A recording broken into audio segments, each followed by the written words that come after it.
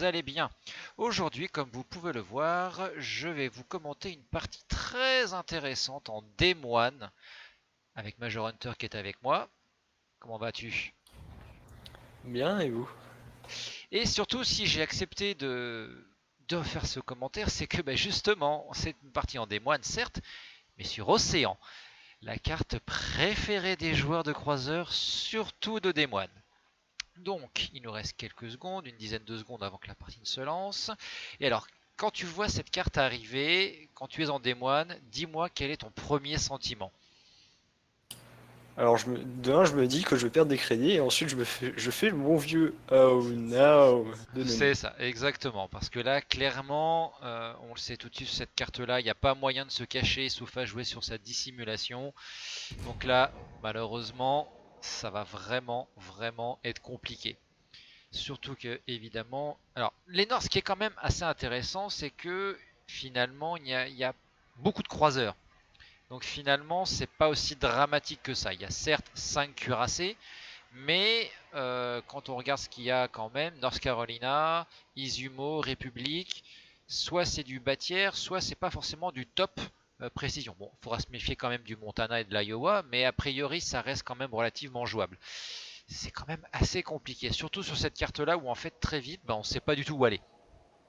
Donc voilà. Du coup, je vois que tu décides de suivre le Kagero sur C. Alors pourquoi partir sur C plutôt que d'essayer de tenir le centre ou d'aller vers le Gearing? Explique-moi.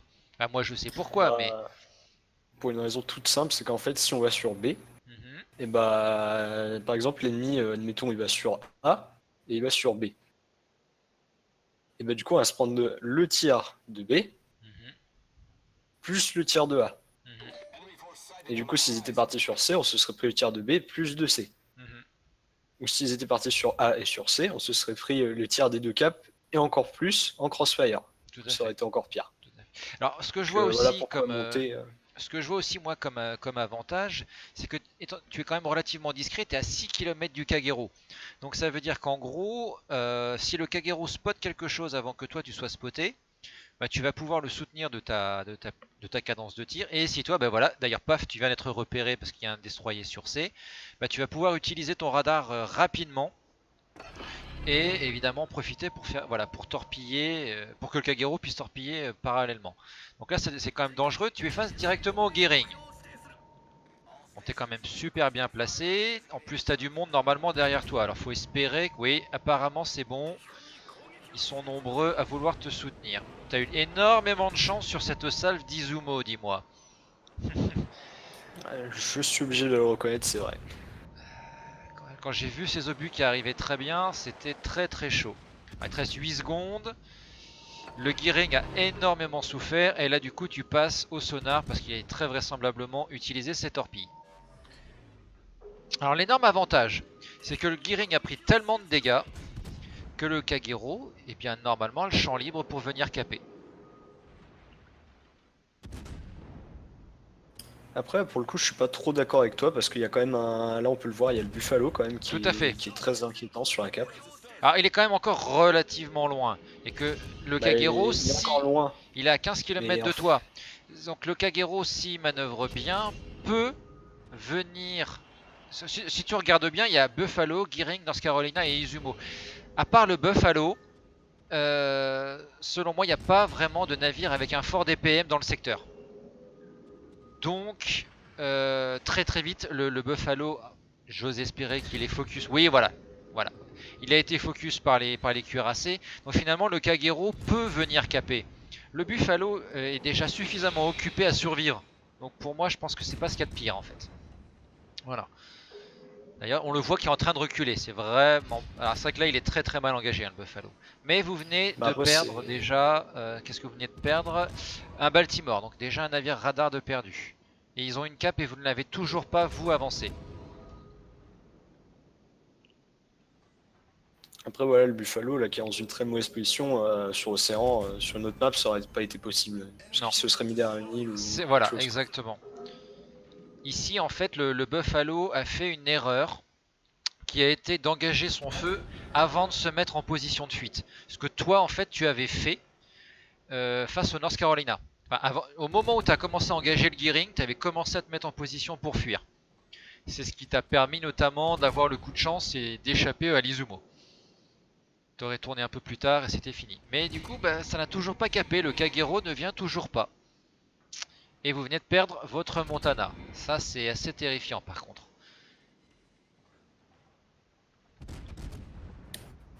Après, oublions pas quand même que le Kagero est rose, donc bon, niveau confiance en Alors, les teammates. surtout qu'il vient de dire qu'il est en rechargement de torpille.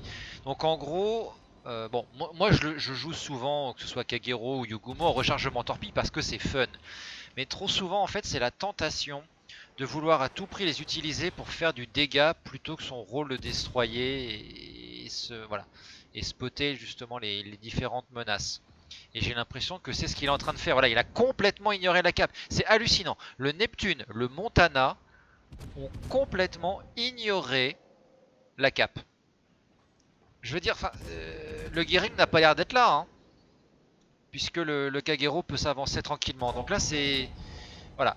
Trois navires qui ont complètement ignoré la cape. Toi, tu es en train de t'en rapprocher doucement. Mais même là, je pense que tu aurais peut-être pu t'avancer un peu plus rapidement sur C. Je pense. Oui, c'est vrai, mais après, je me dis que par exemple, le Montana, après peut-être le North Carolina et l'Alsace qui sont pas sur le cap, je me dis que de toute façon, eux, c'est des battleships. On leur demande un appui d'artillerie. On leur demande pas, par exemple, d'aller caper un point parce qu'ils n'ont pas la dissimulation. Je me dis que ça sert pas à grand chose Bien sûr. que ça soit eux Oh, qui aillent oui, caper. oui, oui, voilà, et voilà, ça c'est ce qui se passe et voilà. Si. Là, le North Carolina t'a quand même bien attrapé. Heureusement, tu étais correctement anglais, donc t'as pas non plus été complètement annihilé. Mais on voit quand même la fragilité du démoine en action. Ça n'est toujours pas capé. Et en fait, là, ce que je reproche, en fait, c'est qu'il n'y a que le démoine qui est en train de caper C. Et du coup, en fait, il suffit qu'il y ait un obus qu'il touche et ça bloque la cape. Pour le moment, l'adversaire, il en est quand même à 2 capes prises. Égalité en termes de navires détruits, vous n'avez toujours pas capé C. Donc c'est voilà, et vous venez de perdre le Mosva. Donc c'est un petit peu ça en fait que je reprochais en fait. Voilà. Alors c'est quand même assez drôle que le North Carolina puis le Montana se focus quand même sur toi et pas sur le démoine qui est au niveau de la cape. C'est quand même assez intéressant.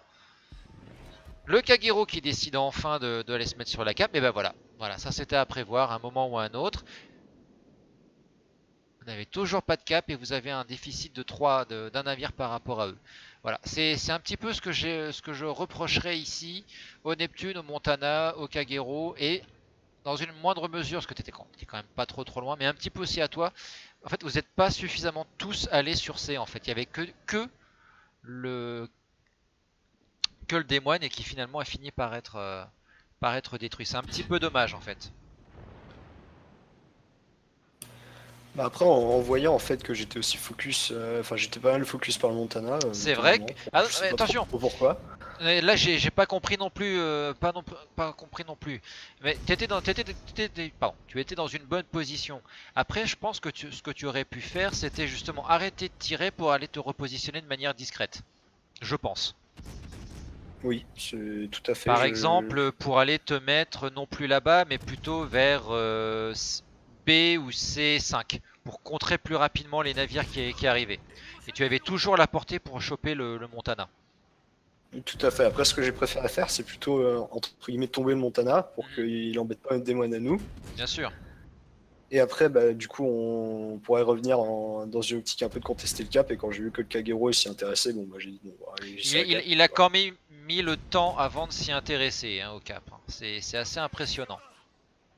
Donc là, t'es parti sur l'Iowa qui du coup a voulu venir sur toi, classique. Et là, évidemment, tu as une proie de choix, à savoir l'Asashio. Il a 10 km de toi. Voilà, t'es sur lui. Après, destroyer à plus de 9-10 C'est km, ça commence à être difficile. dur à C'est toucher un vrai que navire. ça devient difficile, mais son moteur est cassé. Donc là, t'as quand même plus de chances de l'attraper. Puis aussi, on dirait que c'est un Azachu, entre guillemets, qui joue pas avec un capitaine propre destroyer. J'ai l'impression qu'effectivement son capitaine n'est pas dédié. Et du coup, c'est une très mauvaise idée. Voilà, en plus tu viens de lui coller un incendie, donc je pense qu'il s'en sortira jamais. Alors là où ça devient dangereux, c'est que tu commences à te rapprocher très dangereusement de l'Iowa. D'ailleurs, on Ah, peut le voir dans le chat. Death ouais, Stop. ouais, ouais, stop. Et c'est le Gearing qui est devant toi qui te dit d'arrêter. Je pense qu'il va te mettre une smoke. Et voilà, voilà, bien joué. Très bien joué de sa part. Parce que du coup, tu vas pouvoir mais liquider l'Iowa à cette distance sans être vu. Donc, très bien joué de sa part. Là, je remercie beaucoup le Gearing quand même parce que franchement, il me sort d'une situation où Ah, ça mais aurait pu là, très mal là, se terminer. là c'est Clairement, idéal. Iowa, il me lâche une Ouais. ou deux sables un peu chanceuses. Ah oui, c'est Je peux clair. très facilement Alors. tomber à zéro Ah en oui, ligne. non, mais c'est. Oui, oui, oui, oui. T'as déjà perdu. Allez, 40% de TPV. Ouh, le petit République. Alors, tu étais repassé à l'HE. Alors, je sais que les Français sont très sensibles à la HE, mais quand il avait commencé, il était broadside. T'aurais pu peut-être. Bon, là, maintenant, c'est clair que la HE s'imposait. Mais ce qu'il faut voir, c'est que. Alors, je pense que tu l'as quand même, à mon avis, un peu plus joué que moi. L'AP du Des-Moines, et d'ailleurs de tous les croiseurs lourds américains, est redoutable sur les structures des cuirassés broadside. Donc, Oui, c'est clair, il n'y a pas à dire. Mais après, je pensais surtout que le République, il allait prendre la torpille. Il n'a finalement pas pris. Du coup, bah, ce qui comptait pour moi, c'était en fait de lui mettre des de lui incendies. mettre un perma-feu. Ouais. Bah, en fait, l'avantage du Des-Moines, c'est que vu sa cadence de tir, tu peux te permettre de tenter quelques salves à la paix et de voir ce que ça donne. Je veux dire, t'es pas à quelques secondes près. Ouais, ouais, et en plus, tu débloques ton soutien, t'es déjà à 120 000 de dégâts, ça monte très très vite. Hein. 206 hits. Donc bien joué. Parce que là, la partie n'est pas gagnée. Hein. Ils sont quand même à 800. Vous n'êtes qu'à 200. Et après, n'oublions pas qu'il y a quand même les points. Puis même au niveau des navires, Et clairement, ouais, on est vous en êtes difficulté. très très en retard. Bon là, le République est mort. Avec les feux que tu lui as collés, c'est fini. Hein. Et 2-3 navires pour toi. Très bien joué. Après, j'ai eu pas mal de chance sur les feux, parce que je suis quand même à 13 feux. Ouais, ouais, ouais, C'est pas ouais. mal quand même. On va pas se plaindre. Effectivement. Alors, je ne comprends pas ce que fait notre Kagero. Il est remonté sur C. Qu'est-ce qu'il a à craindre? Il n'a absolument pas à craindre un Asashio qui ne peut rien lui faire. Puisque un Asashio, je le répète, c'est un Kagero moins bon au canon. Alors plus discret certes, bien joué.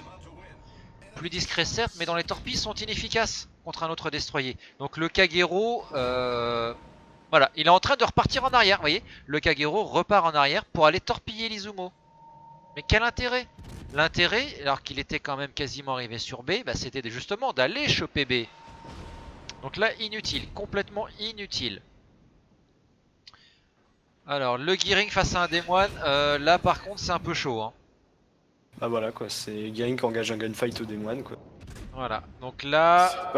Clairement, c'était pas la meilleure chose qu'il pouvait faire. Ouais, ouais, ouais, Je ouais. pense qu'il était spoté radar, mais clairement, Je, c'est pas la je meilleure chose pense qu'il qu'il avait pu a, faire. je pense qu'il a dû effectivement être spoté. Parce que toi t'étais à 9 km 5 du Des-Moines, donc il était clairement radar à ce moment-là.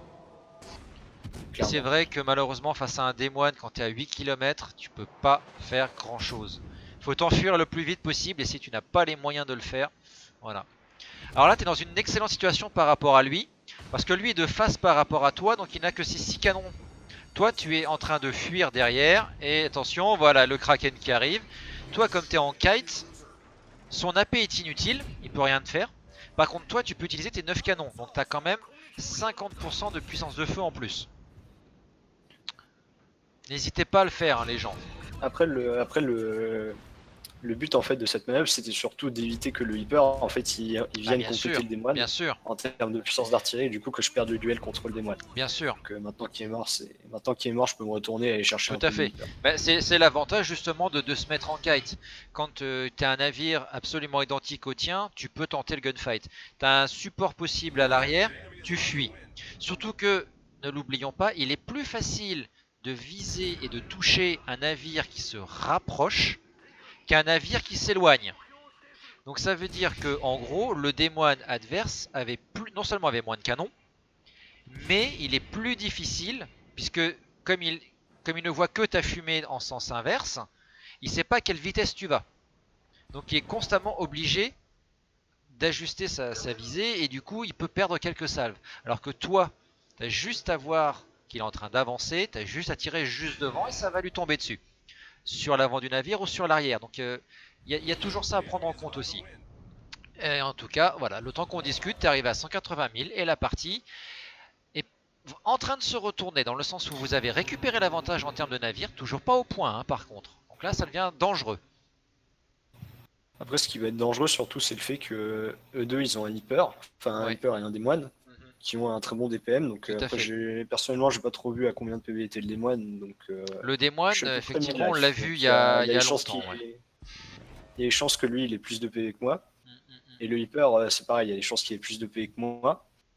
Après, on a un cuirassé derrière, plus un Neptune et un Kagero. Exact. Voilà. Oui, bon, alors, je fais pas confiance. Je ne fais pas confiance au Kagero. Il a pas été. Alors, certes, on voit qu'il a fait quand même 2 kills, mais sérieusement, il a perdu tellement de temps pour aller torpiller l'Izumo alors qu'il pouvait aller caper B. C'était voilà. Puis honnêtement, quand on voit où était le démoine quand il a été tué, hop, il pouvait passer par la droite pour aller attraper A ensuite. Ah, tu es repéré, donc il y a un navire pas très loin. Ah, pas très loin, 18 km.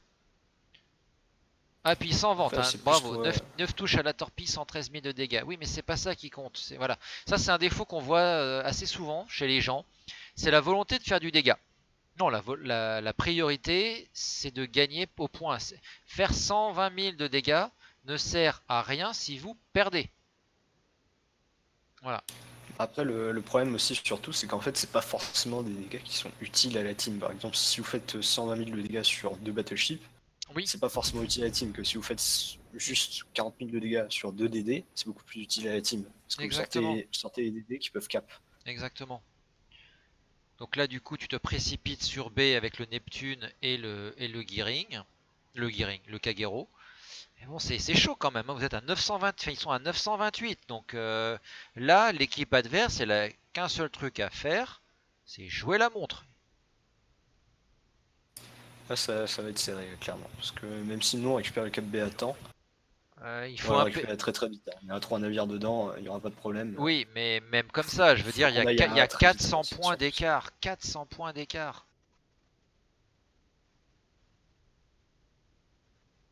Ou après, par exemple, si le hyper était monté au nord, dans le Ah, coin j'aurais été le Hyper, c'est ce que j'aurais fait. Je serais remonté le long de la colonne 1 pour ensuite faire tout le tour.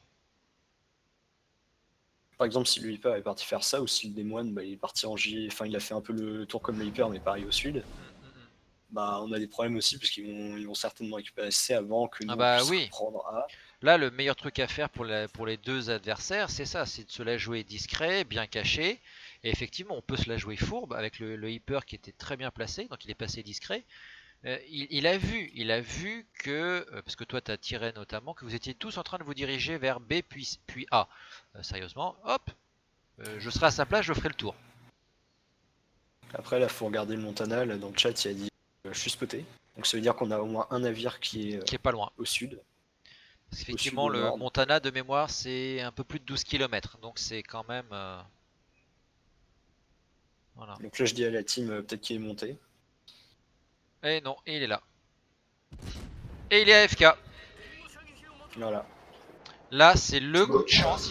Il reste 15 points à l'équipe adverse. Il leur restait 15 points à faire, mais le démon en plus était quasiment full vie, donc voilà. Heureusement qu'il est AFK quoi. On la gagne sur ça, clairement. C'est hallucinant. Hallucinant. Voilà, donc là, non seulement tu enchaînes les citadelles, tu passes à 6 navires, tu débloques le gros calibre, 220 000 de dégâts, et tu vas... Oh, et puis le hyper qui s'est révélé. Le hyper qui s'est révélé. Grave erreur. Très très grave erreur de sa part.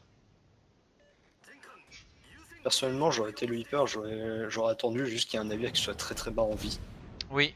Pour pouvoir essayer de le KS et du coup finir la partie. Parce que, bon, le Kagero il l'aurait pas vu, mais le Neptune il peut lui faire mal. Même le Montana, hein, même, il peut lui faire mal s'il lui colle un feu. Et voilà. Et boum. Le Montana qui le blappe. C'est le Montana qui l'a blappé. Ça c'est, voilà, il n'était pas suffisamment anglais pour résister à ça. Ah bah écoute, c'est un magnifique retournement de situation. Là, la partie était quand même très très mal engagée. Du coup, qu'est-ce que ça nous donne à la fin? Eh bien c'est très simple, nous allons voir ces images. Voilà, donc très belle victoire. 221 000 de dégâts, 573 000 crédits, soutien, gros calibre et donc évidemment Kraken, 6 navires détruits, 16 feux, 6 citadelles, 2 aides à la cape. Voilà, bon, là clairement c'est une très très belle partie sur une carte qui ne donne pas droit à l'erreur. Là c'est vraiment, pour moi Océan c'est à la fois la pire des cartes et à la fois la meilleure. Dans le sens où tu fais une erreur, tout le monde la voit. Donc chapeau, voilà vraiment très très belle partie de ta part, où tu as su utiliser le kite à bon escient. T'as eu, alors t'as eu de la chance sur le gearing qui est plutôt smoké. Donc vraiment, vraiment très très belle partie. Peut-être pas, je vais pas dire que ça n'a pas été préjudiciable sur le long terme, mais voilà peut-être ton positionnement qui aurait pu être légèrement meilleur au début de partie par rapport à la cape A, qui aurait pu rassurer pour la suite. Mais Après, je te cache pas que la partie, clairement, on la gagne sur quelques points clés qui sont purement et simplement de la chance, quoi. qui sont purement de la L'hyper, chance, c'est clair. l'hyper serait monté, on Le, l'aurait perdu. le Le hyper, démon ne serait pas FK, on l'aurait perdu aussi. c'est clair. Ah oui, oui, là c'est clair.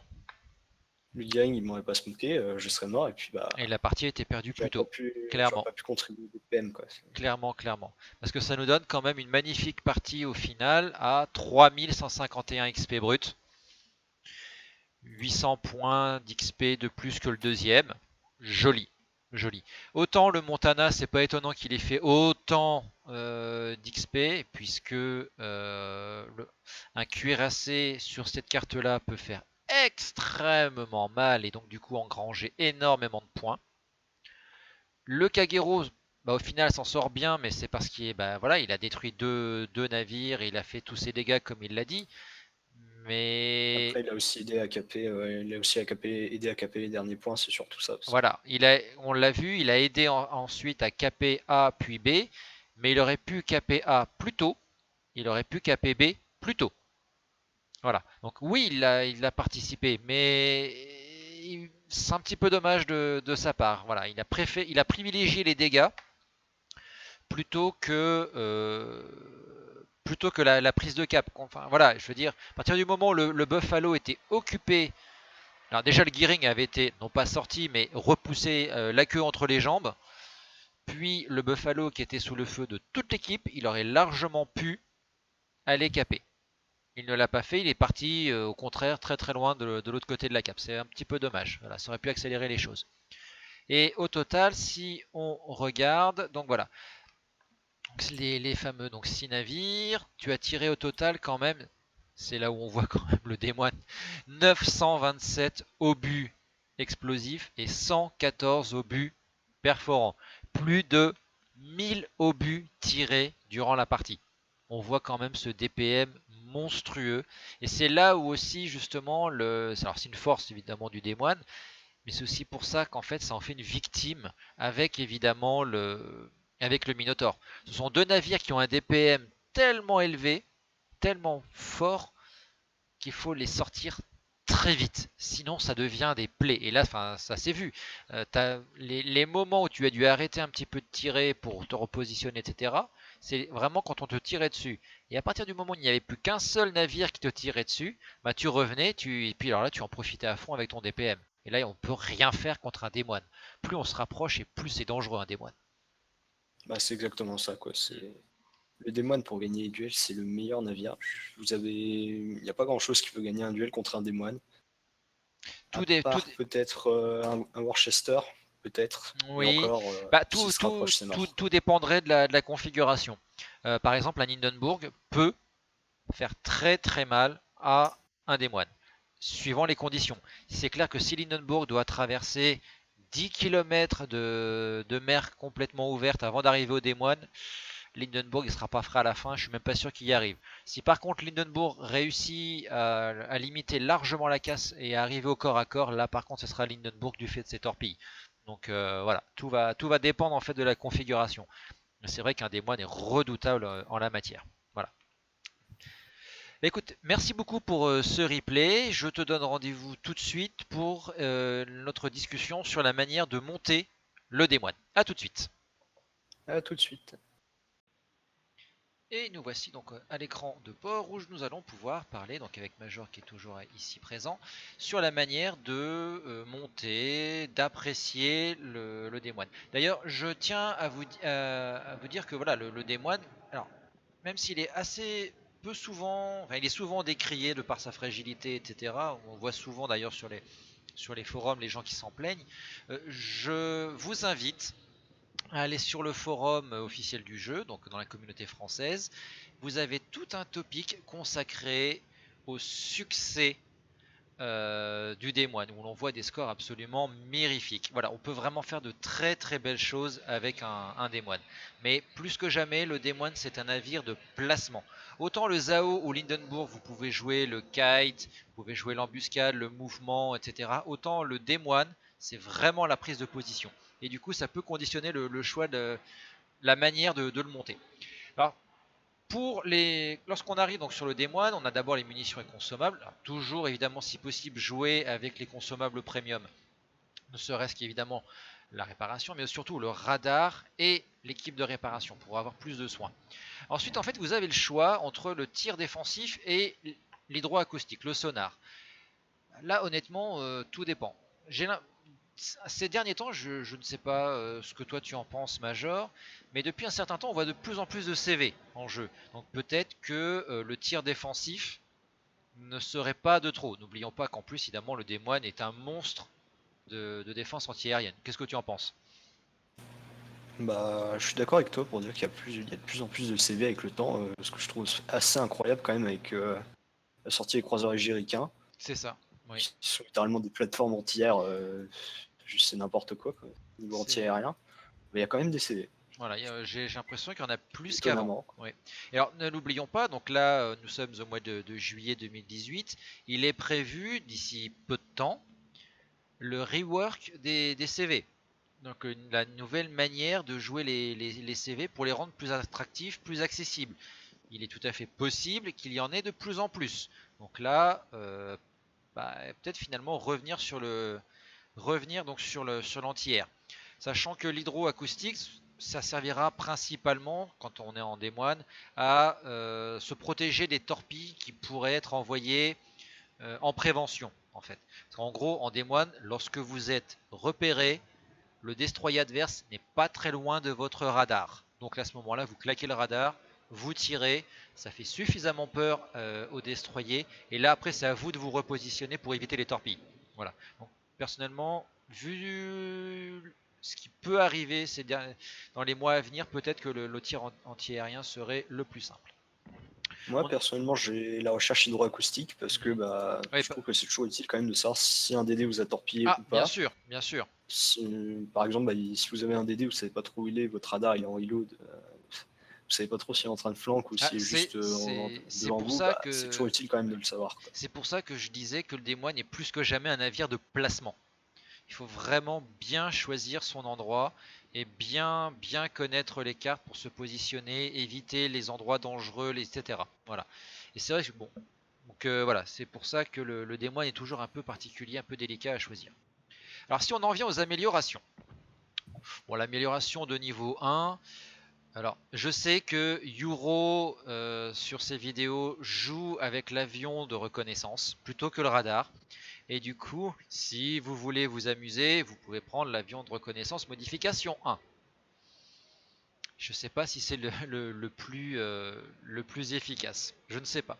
Personnellement, moi j'ai mis la modification du dépôt pour éviter évidemment d'exploser. C'est ce qui me paraît selon moi le plus évident. Voilà, tout simplement.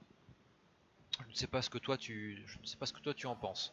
Ça paraît. Bah, moi j'ai mis à peu près l'amélioration que je mets sur 90% de mes navires, c'est armement principaux modification 1, donc D'accord. qui améliore un peu la survivabilité de vos tourelles Je, et de je n'ai, d'au-dessus de torpilles, mais bon, vous en avez moi, pas, je n'ai donc jamais eu de disons. problème sur les tourelles du démoine. Les tourelles de navires américains, non, j'ai rarement eu de problème.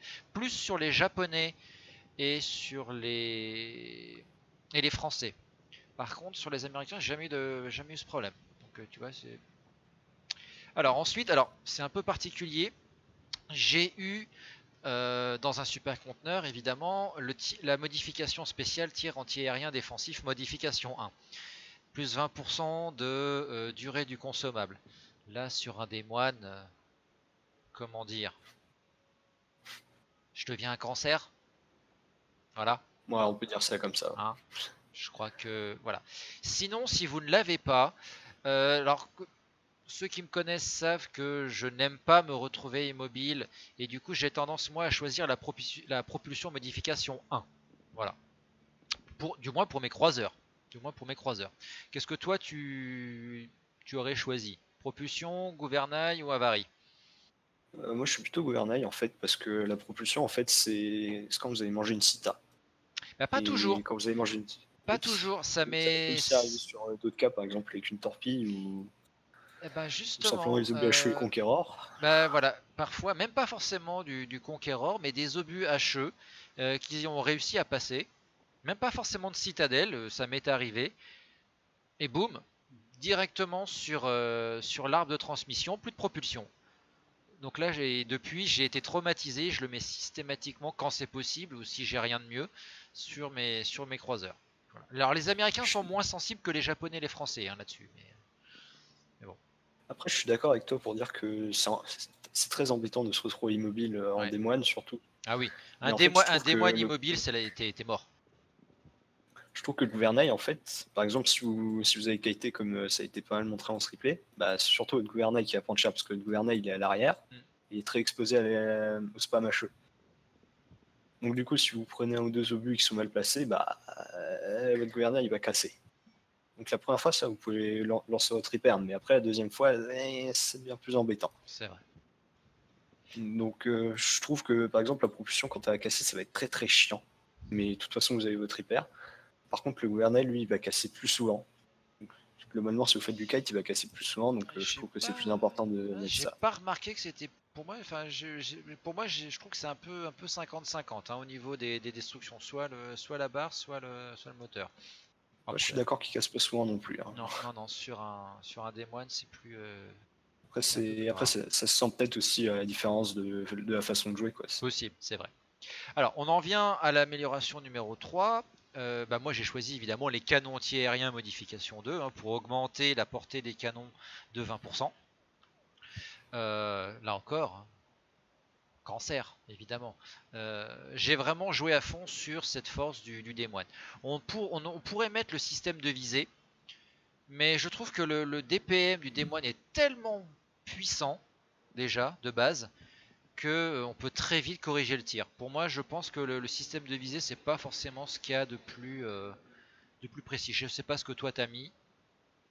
Bah, j'ai mis canon Ouais. anti-aérien. Après, système de visée, je suis pas tout à fait d'accord pour dire que ce serait un truc bien à mettre, mais Mais voilà, si voilà, les ouais. gens qui mettent, je vais pas dire que c'est des abrutis, parce que le Non, non, démoine, des fois, il peut vous donner des dispersions un peu bizarres, quoi. c'est clair, c'est clair. Mais voilà, Mais après, voilà, il a un DPM, il a tellement une cadence de tir tellement forte que honnêtement, après, on peut vite c'est un compenser peu quoi. comme le lion, quoi.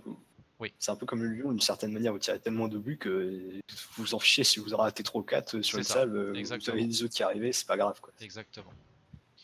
Alors ensuite, on en vient donc au quatrième slot. Personnellement, parce que bah, là pour le coup ça s'est bien vu, ça a été utile pendant le replay, etc.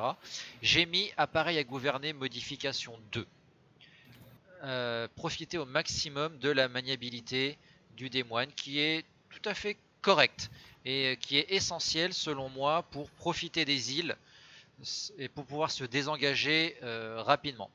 Voilà, pour moi c'est vraiment la priorité. Je pense que tu dois être plus ou moins d'accord avec moi en la matière. Je suis d'accord avec toi, mais moi j'ai mis quand même propulsion T'as quand même mis modification 2. propulsion. Ah tiens, pourquoi? Pour repartir plus Parce rapidement? que, ouais, notamment, parce que en fait, appareil à gouverner, je trouve que c'est l'amélioration, elle est déjà. Enfin, c'est moins 20%, c'est toujours sympa à prendre. Mais je suis assez statique dans mon démoine, même si je ne l'ai pas trop montré sur ce replay parce qu'il n'y avait pas d'île. Oui. Mais en fait, souvent je suis collé à une île et Hmm. je spawn des objets derrière. Et Alors je que trouve ouais. que propulsion modification 2, c'est plus important en fait pour d'une certaine manière réagir s'il y a un DD qui vient sur vous. Alors que moi Par justement exemple, bah, si je suis plus dans l'anguille, je tire quelques coups par-ci, puis hop, je me repositionne un petit peu, hop, donc voilà, je suis un peu plus justement dans le gigotage en fait. Donc, C'est vrai que c'est Ou une encore, bonne par idée, exemple, hein.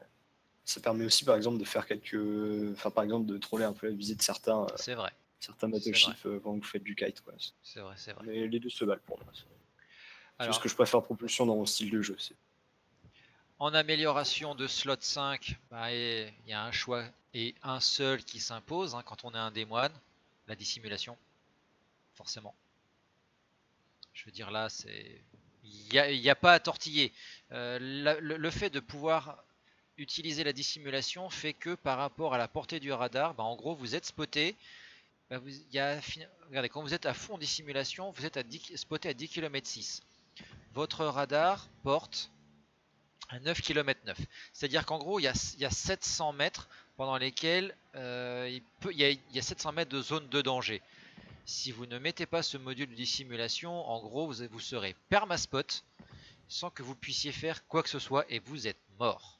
Donc, enfin, pour moi, c'est voilà. Enfin, en gros, de tous les modules, c'est vraiment celui qui est le plus utile et de loin, surtout sur les croiseurs américains, parce que ça permet d'utiliser le radar de manière optimum. Est-ce que tu valides ou pas? Ouais, j'ai quasiment rien à dire, quoi. Peut-être tout dit, quoi. Surtout que les deux autres sont pas ultra utiles. Bah, l'appareil à gouverner sera utile sur d'autres navires, sur d'autres croiseurs, parce que le rôle est différent. Mais, euh, mais clairement, sur un démoine, sur les croiseurs américains, c'est de la courte portée, il faut vraiment pouvoir se désengager rapidement. Et on en vient au dernier slot. Alors c'est là où c'est intéressant. Alors, vous pourriez évidemment mettre les canons anti-aériens modification 3 pour augmenter encore les dégâts anti-aériens, mais déjà sans moi, je ne l'ai pas mis. Je suis déjà à 100 de défense anti-aérienne et j'ai une bulle de 6 km. Parce que je ne l'ai pas non plus optimisé pour le moment 100% à fond mon capitaine. Euh, voilà, enfin, dans les 6 km, il n'y a rien qui passe. Donc, en plus avec le consommable anti-air. Donc pour moi, c'est pas la peine. C'est là où en fait vous avez deux écoles. D'après ce que je lis sur les forums ou quand je parle, etc. Vous avez deux écoles sur la manière de monter le démoine à la fin. Soit vous maximisez son DPM, et donc là vous allez perdre quand même en portée de tir, puisque vous serez, je crois, à 16 km, hein, quelque chose comme ça, un peu plus de 16 km. Mais par contre, vous allez tirer extrêmement souvent, c'est donc l'amélioration de batterie principale. Ça en fait un monstre de DPM, clairement. Voilà, donc vous faites en fait un engagement à courte portée, donc c'est quand même dangereux. Mais du coup, y a rien qui ressort, rien n'en ressort réellement totalement intact. Donc ça vaut quand même le coup. Ou bien, alors c'est ce que moi j'ai choisi parce que c'était un petit peu ce que j'avais monté dans un premier temps. C'était au moment des premiers clans war et c'est vrai que j'ai pas eu l'occasion en fait de le changer parce que j'attendais un reset.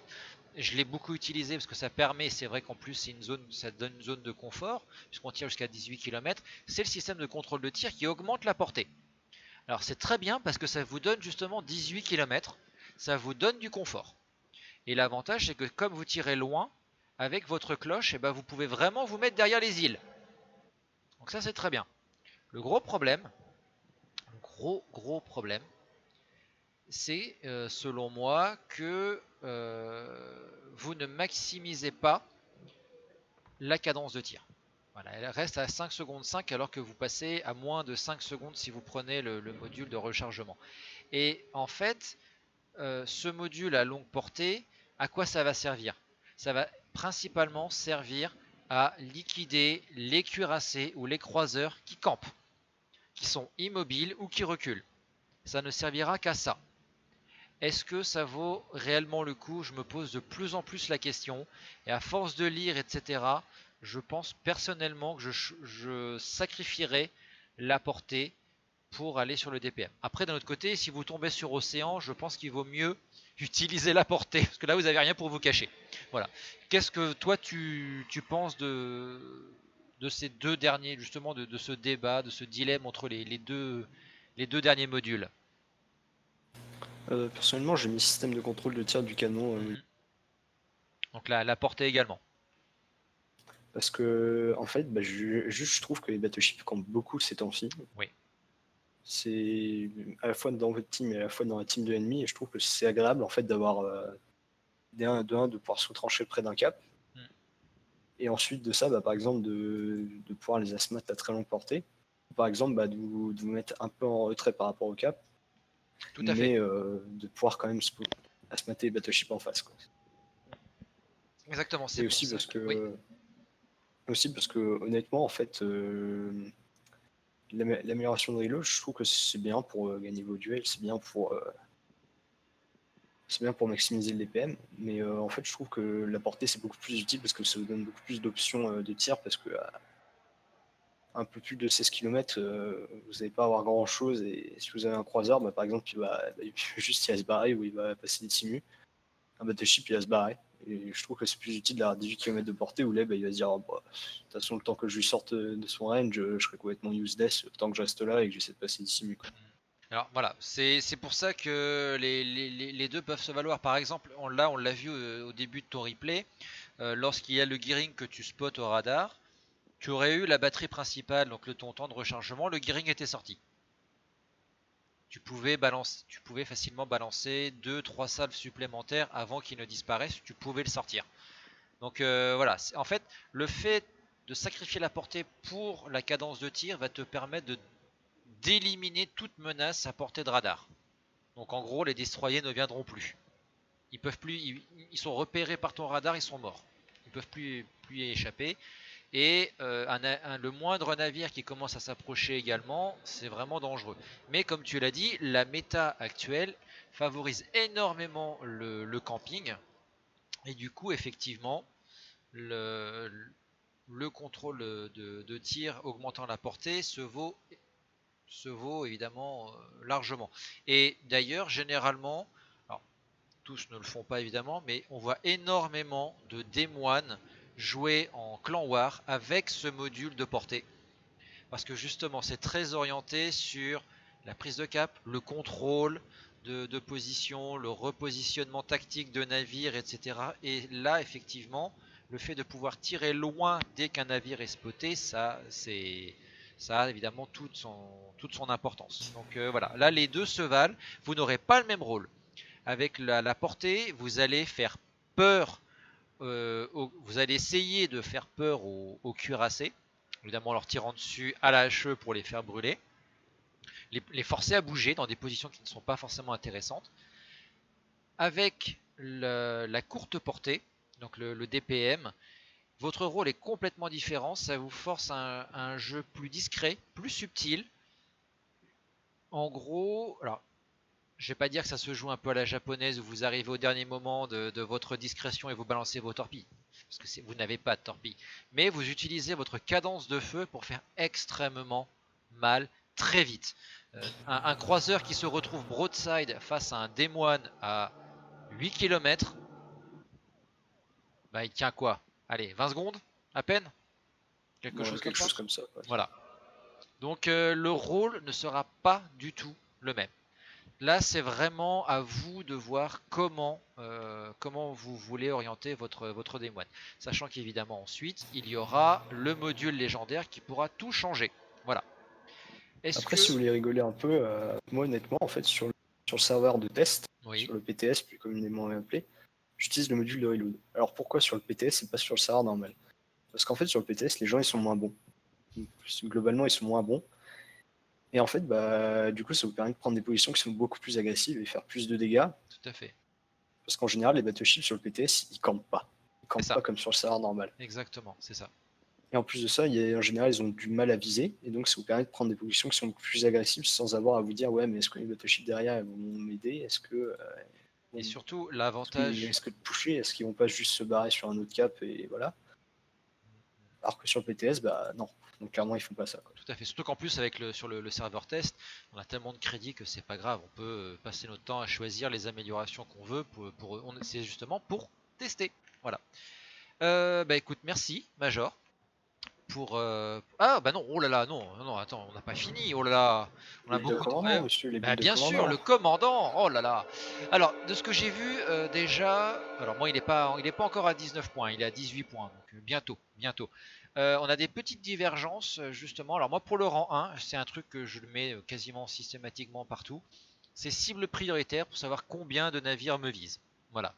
En démoine, ça peut... Voilà. Je sais que ce qui est très intéressant, et d'ailleurs je crois que c'est ce que tu as pris toi, c'est l'alerte de tir en approche. Mais voilà, j'ai tendance à prendre ça, tout simplement, parce que j'ai envie de savoir le nombre de gens qui me visent. Parce que parfois ça peut être très très drôle. Voilà. Exactement, si j'ai pris l'alerte de tir en approche, j'aime pas trop cible prioritaire sur les croiseurs parce que je trouve que c'est pas si utile que ça de savoir qu'il y a X personnes qui vous visent. Parce que juste de toute façon, ouais, c'est bien, il y a X personnes qui visent, mais de toute façon, en croiseur, je suis pas tanky, donc j'ai beau prendre, si j'ai une ou deux personnes qui focus sur moi, bah, ça va pas faire beaucoup de différence que sur un 8, je vais me barrer de toute façon. C'est simple, quoi. C'est au-delà de, je vois qu'il y a 3 personnes qui me tirent dessus, dont un battleship, je me barre, quoi. L'alerte de Ensuite, tir en approche, pour moi, c'est plus utile pour esquiver et du coup, en fait, bah, essayer d'esquiver et éviter de prendre très très cher. tout à fait. Tout à fait. C'est pour ça que voilà, cette compétence est aussi très, très utile. Alors en rang 2, j'en ai mis deux, personnellement. Alors évidemment, pousser l'adrénaline. Vous allez prendre des dégâts hein, avec le démoine, c'est évident. Donc voilà, vous allez avoir un temps de rechargement encore amélioré, ça va devenir mais redoutable. Je pense que c'est voilà, c'est une des compétences les plus utiles de rang 2 selon moi. Voilà. Et parce que justement il a un soin et surtout un radar, j'ai personnellement choisi multitâche pour avoir un temps de rechargement réduit. Voilà, ça permet de gagner quelques précieuses secondes sur un radar, surtout si vous le couplez évidemment avec le November Foxtrot qui diminue encore de 5%. Ça vous fait quand même 10% de temps de rechargement en moins, c'est quand même appréciable. Est-ce que toi tu pensais également à autre chose, peut-être la rotation de tourelle, non? Ouais, je m'y poussé la ligne aussi pour les Ouais. mêmes. Et expert tireur d'élite, Donc toi parce voilà, que bah, ouais, c'est agréable quand même, quoi. voilà, c'est une Par autre exemple, manière vous effectivement. pouvez tourner, vous pouvez mettre votre gouvernail à full droite, continuer de tirer à gauche et les tourelles suivent, quoi. C'est agréable. Voilà. Ouais, c'est pas. Après, bon, tu me diras, j'ai 3 points qui n'ont pas été dépensés et j'en ai encore un autre qui va arriver. C'est vrai que j'hésite à le faire puisque, surtout si je passe au module de DPM, la rotation de tourelle est ralentie. Donc il faudrait quand même compenser ceci. Ensuite, en rang 3, bah, on est un des moines, hein. Donc pour moi, il y a deux compétences qui vont de soi. Surintendant, plus de soins, plus de radar. Ça me paraît aller de soi. Et également, parce que évidemment vu le DPM c'est très rigolo. Expert en démolition, plus de feu. Je pense que voilà, ça me paraît relativement évident en la matière. Je suis d'accord avec toi. Après, il y a tout les anti ils vont Ah, base alors. de Ah oui, plus de oui, DPS d'accord. aérien, quoi. Ouais, l'entraînement de base au tir, oui, effectivement. C'est une option qui, Bah, pour moi, est pas super intéressante parce que si c'est un bon CB, en fait, juste il y a à se barrer. Puis en voilà, plus de ça, vous avez le tir à la défensive derrière. Pas besoin, exactement, quoi. exactement. Et évidemment, si vous ne devez prendre qu'une seule compétence en rang 4, c'est expert en dissimulation. Voilà, c'est la compétence essentielle lorsque vous êtes en croiseur américain. D'ailleurs, je vais pas dire en croiseur tout court, parce que certains croiseurs en ont un petit peu moins besoin et peuvent utiliser autre chose pour être un peu plus performant. Et pour un croiseur américain, c'est vital, expert en dissimulation. Voilà. Éventuellement, qu'est-ce que vous pourriez prendre si jamais vous voulez être pénible? Vous pouvez utiliser la triangulation, ce qu'on appelle le RPF. Pourquoi pas? Et alors ensuite, évidemment, tout dépendra de la méta. Prendre l'entraînement avancé au tir pour augmenter encore la taille de votre bulle entière. Voilà. Mais pour le moment, honnêtement, ce sont des compétences moins importantes. Effectivement, je pense qu'à l'ère de tir en approche, expert tireur d'élite sont intéressants. Et on pourrait même aussi compléter pour le dernier point restant par expert chargeur pour du coup, même si le DPM du démoine est redoutable en la matière, on peut se permettre de perdre une salve, on pourrait peut-être changer éventuellement encore un peu plus rapidement. Qu'est-ce que tu en penses toi pour les derniers points qui resteraient? Moi, je te vois, en fait, j'ai pris. Ah, ça a coupé un petit peu là. Ah, bon, bah. micro quoi. Voilà, c'est Arme bon. de tir en approche, pousser l'adrénaline, expert démolition, expert dissimulation sur instant, et après expert tireur d'élite. Et après je me suis dit, bon bah, de toute façon j'ai bonus de clan war pour pouvoir respecter le commandant. Il me reste un point, je mets expert chargeur et puis voilà quoi. Ouais, C'est ouais, ouais. pas... Je pense que quand j'aurai plus de points, je la virerai parce que c'est pas le truc le plus utile en lui-même. Et Ouais. peut-être prendre. J'hésite entre multitâche et entraînement de base au tir. Je pense que tout va dépendre de l'arrivée, du Après, rework des CV, si ça va fonctionner ou pas. Après c'est vrai que s'il y a un bon rework et qu'il y a du monde qui joue, les CV, Il entraînement de base au faudra, tir, ouais, il ça pourrait faudra être utile. voilà, exactement. Après, à voir aussi comment ils vont rework ça parce que peut-être qu'en faisant ça, ils avaient dit aussi qu'ils changeraient là. Tout à fait, Peut-être tout à fait, que ces deux commandants, compétences de commandant vont sauter et être remplacés par d'autres trucs. tout À à fait, voir. tout à fait. Eh ben écoute, merci beaucoup Major pour cette discussion. J'espère à tous que cette vidéo vous a plu. N'hésitez pas à laisser un commentaire voilà, en dessous de la vidéo. Si vous avez des parties qui vous semblent intéressantes, n'hésitez pas également à me les envoyer. sebastosfig@gmail.com. J'essaierai évidemment de vous contacter le cas échéant pour qu'on puisse en parler ensemble. D'ici là, je vous souhaite à tous un très bon jeu et à très bientôt. Et merci encore Major. Et bonne journée ou bonsoir.